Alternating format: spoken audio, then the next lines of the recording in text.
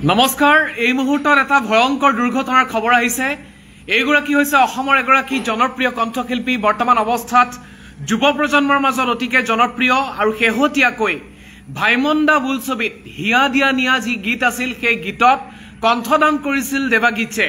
আৰু এই কণ্ঠদান কৰা কণ্ঠশিল্পী গৰাকী এই মুহূৰ্তত ভয়ংকৰ দুৰ্ঘটনাত পতিত হৈছে এক ভয়ংকৰ দুৰ্ঘটনাত পতিত হৈছে কালি দিনটোত ৰাভা দিৱসৰ অনুষ্ঠানত নগাঁৱত অনুষ্ঠান পৰিবেশন কৰিছিল আৰু অনুষ্ঠান পৰিবেশন কৰি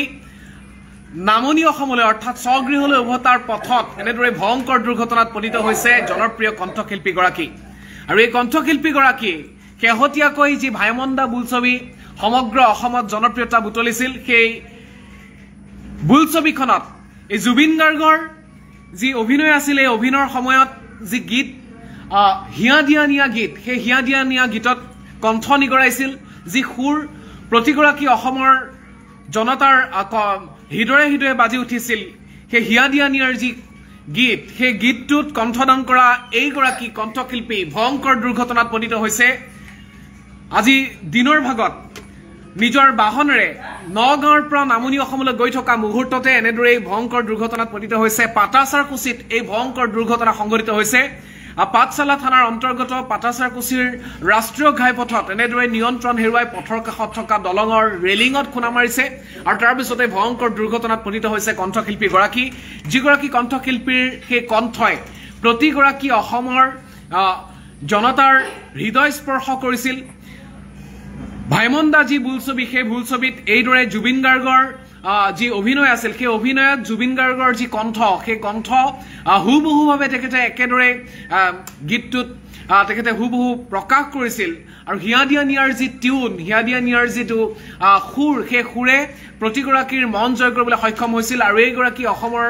এগৰাকী জনপ্ৰিয় কণ্ঠশিল্পী দেৱাংগীত আৰু বৰ্তমান অৱস্থাত এইগৰাকী কণ্ঠশিল্পী ভয়ংকৰ দুৰ্ঘটনাত পতিত হৈছে আমি কামনা কৰিছো যে তেখেতে যাতে অতি সোনকালে আৰোগ্য হয় তেখেতৰ যি নিজা বাহন সেই বাহনখনে এনেদৰে ৰাভা দিৱসৰ অনুষ্ঠান সামৰি নগাঁৱৰ পৰা নামনি অসমলৈ গৈ থকা অৱস্থাতে নিয়ন্ত্ৰণ হেৰুৱাই তেখেতৰ এই সাফাৰী যিখন বাহন সেই সাফাৰী বাহনখনে এনেদৰে পথৰ কাষত এখন দলং পাৰ হ'বলৈ লওঁতেই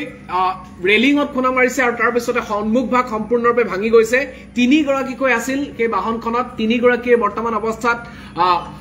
আহত হোৱাৰ খবৰ আহিছে আৰু পাঠশালা আৰক্ষী থানাৰ অন্তৰ্গত পাটাচাৰকুছিত এই ভয়ংকৰ দুৰ্ঘটনাটো সংঘটিত হৈছে আমি আপোনালোকক বাহনখন দেখুৱাইছো আজি দিনৰ ভাগত এই দৃশ্যটোৱে ইতিমধ্যে সংবাদ শিৰোনাম দখল কৰিছে এই দৃশ্যটো বৰ্তমান অৱস্থাত অসমৰ জনতাৰ বাবে চিনাকি হৈ উঠিছে কিন্তু এই দৃশ্যাংশ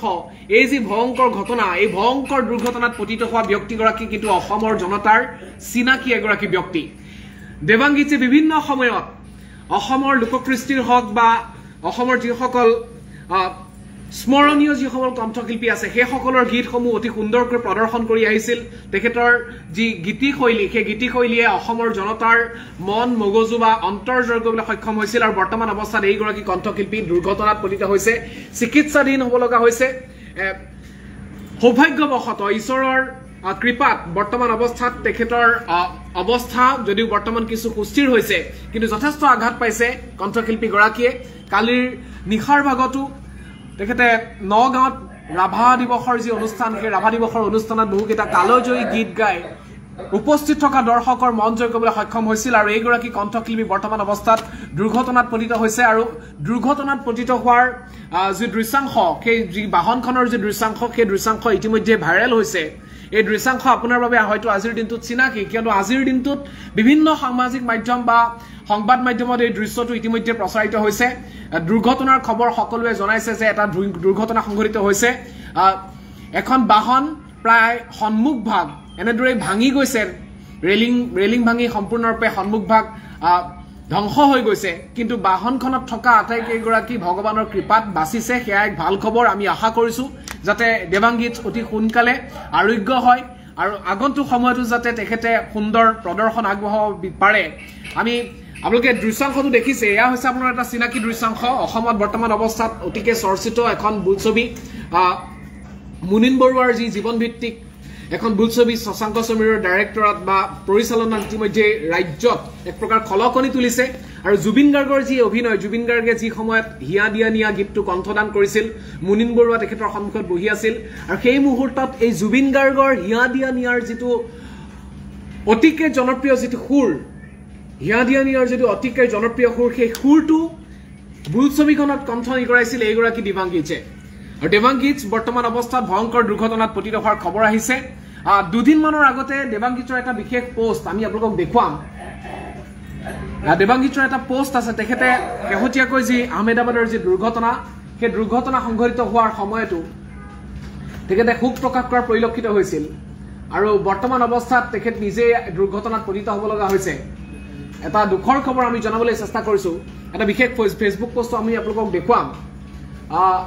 এয়া তেখেতৰ ফেচবুক পোষ্ট আপোনালোকক দেখুৱাইছো তেখেতৰ এই ফেচবুক প্ৰফাইল দেৱাংগীজ আপোনালোকে দেখিছে তেখেতে লিখিছে মানুহৰ আশা সপোন বিলাসিতা চখ দায়িত্ব কৰ্তব্য সম্পৰ্ক সকলো নিমিষতে শেষ হৈ যায় আচলতে জীৱনত ভালকৈ ভাবি চালে একোৱে নাই যাত্ৰীসকল বাৰু বিমানত আছিল কিন্তু খাদ্য গ্ৰহণ কৰি থকা মেডিকেলৰ ছাত্ৰসকলে দেখোন যাত্ৰা কৰিও নাছিল মুঠতে মৃত্যু ক'ত কেনেকৈ কেতিয়া আহে কোনেও নাজানে বিমানৰ যান্ত্ৰিক বিজুতি নে বিভাগীয় গাফিলতি নে আন কোনো বৃহৎ ষড়যন্ত্ৰ এয়াও স্পষ্ট হোৱা নাই কিন্তু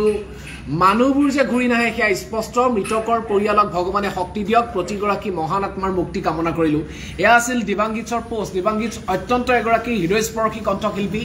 তেখেতৰ যিসমূহ গীতিশৈলী সেই গীতিশৈলীয়ে প্ৰতিগৰাকীৰ মন জয় কৰে এয়া দেৱাংগীজৰ গীত প্ৰতিটো গীত তেখেতে বিভিন্ন সময়ত সামাজিক মাধ্যমত তেখেতে শ্বেয়াৰ কৰে তেখেতৰ বিশেষ পোষ্টটো দেখুৱাইছে লগন উকলি গ'ল কালিৰ নিশাৰ ভাগতো তেখেতে এনেদৰে কলাগুৰু বিষ্ণুপ্ৰসাদ ৰাভালৈ শুভেচ্ছা জনাই তেখেতৰ এটা গীতো তেখেতে শ্বেয়াৰ কৰিছিল আৰু এইগৰাকী কণ্ঠশিল্পী আজি পুৱাৰ ভাগত ভয়ংকৰ দুৰ্ঘটনাত পতিত হৈছে এটা নিশ্চয়কৈ অসমবাসীৰ বাবে দুখ খবৰ আৰু এই মুহূৰ্তত আপুনিও দেৱাংগীজৰ ভালৰ বাবে দেৱাংগীজ যাতে অতি সোনকালে আৰোগ্য হয় তাৰ বাবে প্ৰাৰ্থনা কৰক বিভিন্নখন সামাজিক মঞ্চ বিভিন্নখন অসমৰ মঞ্চত তেখেতে গীত পৰিৱেশন কৰি অসমৰ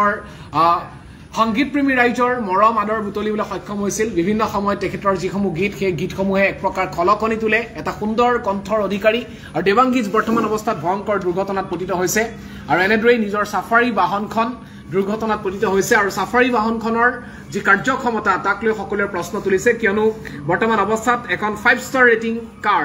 আৰু এই বৰ্তমান অৱস্থাত টাটাৰ এই যিখন বাহন এই বাহনখন এনেদৰে ভয়ংকৰ দুৰ্ঘটনাত পতিত হোৱাৰ পিছতো সন্মুখ বা ভাঙি যোৱাৰ পিছতো আটাইকেইজন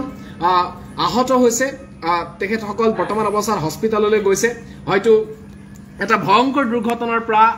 এই বাহনখনৰ বাবে ৰক্ষা পৰিছে তিনিওজন আৰু তাৰ বাবে টাটা সাফাৰীৰ কাৰ্যক্ষমতাক লৈ পুনৰ সকলোৱে আজিৰ দিনটোত সামাজিক মাধ্যমত এই দৃশ্য চাই সকলোৱে টাটা সাফাৰীৰ বা টাটা কোম্পানীৰ বাহনৰ যিসমূহ ৰেটিং এই ৰেটিঙে যে সঁচা অৰ্থত কাম কৰে তাৰ এক ছবিও এই মুহূৰ্তত স্পষ্ট হৈ পৰিছে আমি সেই খবৰটো আপোনালোকক জনালো আমিও সেই তথ্য আপোনালোকক দিছিলো আমি আশা কৰিছো যাতে দেৱাংগীজ সুস্থ হৈ উঠে পুনৰ যাতে অসমবাসীৰ মৰম বুটলিবলৈ সক্ষম হয় নিজৰ গীতিশৈলীৰ জৰিয়তে অসম লাইভ 24 আৰু এনবি নিউজৰ তৰফৰ পৰাও আমি দেৱাংগীজৰ আশু আৰোগ্য কামনা কৰিছো পুনৰ গীতৰ জৰিয়তে মায়াজাল ৰচনা কৰিবলৈ সক্ষম হওক দেৱাংগীজ সুস্থ হৈ উঠক